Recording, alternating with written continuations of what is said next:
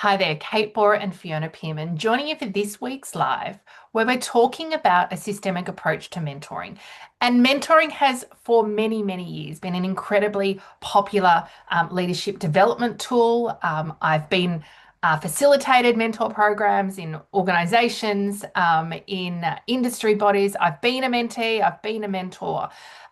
So we know that this is a really powerful leadership development initiative because it helps individuals foster relationships across organizations. It provides that really supportive relationship that helps you get perspective, to bounce ideas off someone, to maybe get some intel around the way power operates or politics operates in the organization, to get been there, done that experience, which is often how we define a mentor.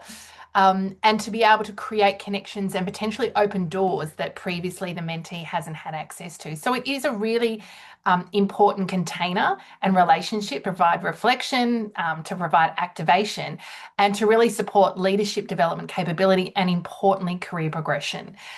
And we know that there is so many more ways that we can supercharge many of these mentor programs, especially those in-house programs, to be able to deliver more for leaders and importantly for the organisation.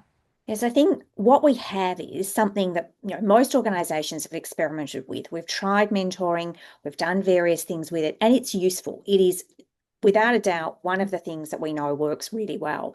And we're under leveraging this relationship and the potential that it offers organisations. And that's where we get really excited because it's not about not doing mentoring. It's how do we supercharge? How do we actually leverage something that's already usually important to an organisation? It's doing quite well at an individual level, but there's potential for it to do so much more. And so there's the tendency at the moment for mentoring is to be quite one-dimensional. It's focused on the mentor-mentee relationship. It's sort of a private thing. It's happening down here. Sometimes it goes really well. Sometimes there's a bit of a mismatch and it doesn't go so well.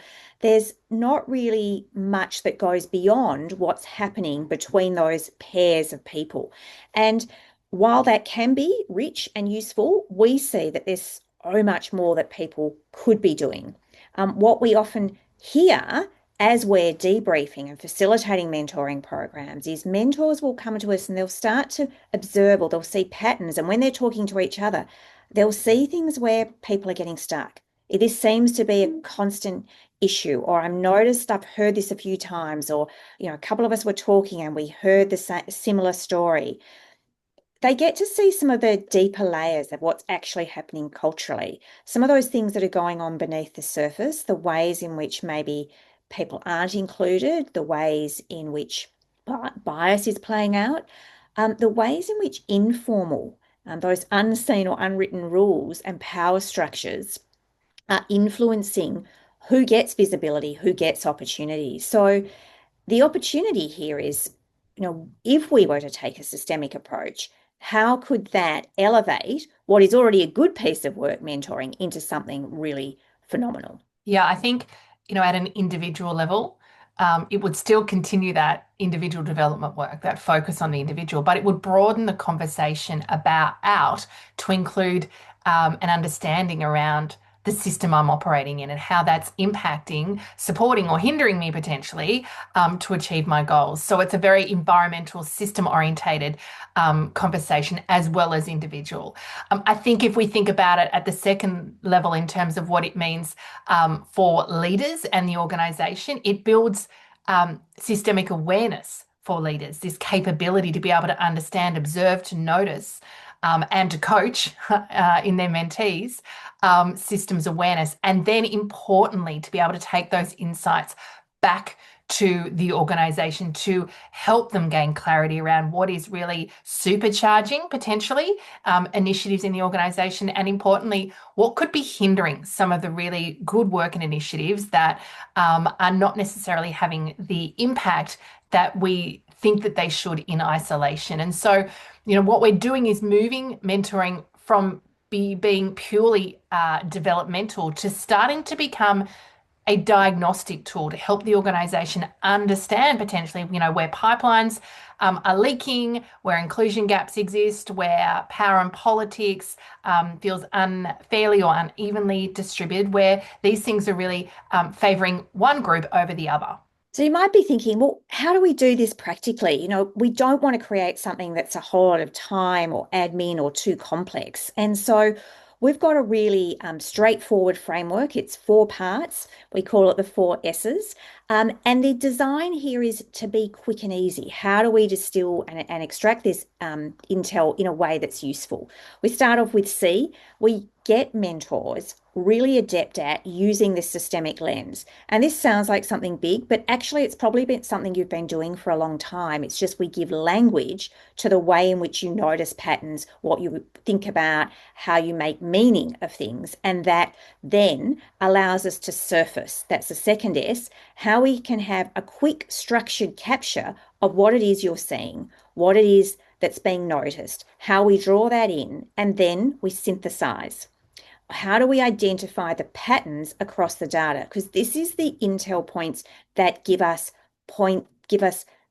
places and opportunities to do things differently.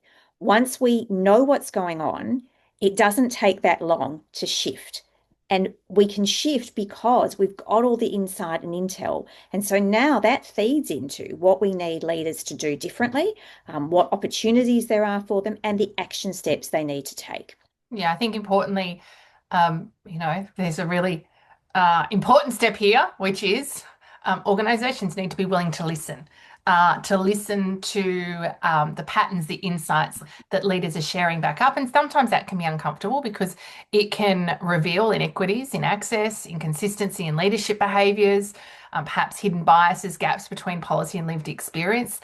And that can feel uncomfortable, partly because it will create tension and pressure for organisations to be able to do something with it if they really want to, walk the truth of their values that are operating across their organisation. But I think, mentoring is always and always will be incredibly powerful. The opportunity for organisations is to really supercharge the return on investment of these beyond the individual standalone development to a tool that builds leadership capability through systems awareness and provides intelligence back into the organisation to be able to really supercharge a lot of the diversity, equity and inclusion goals and cultures that we're seeking to achieve, but can often be undermined. Absolutely. So many opportunities for organisations here and the individuals within them.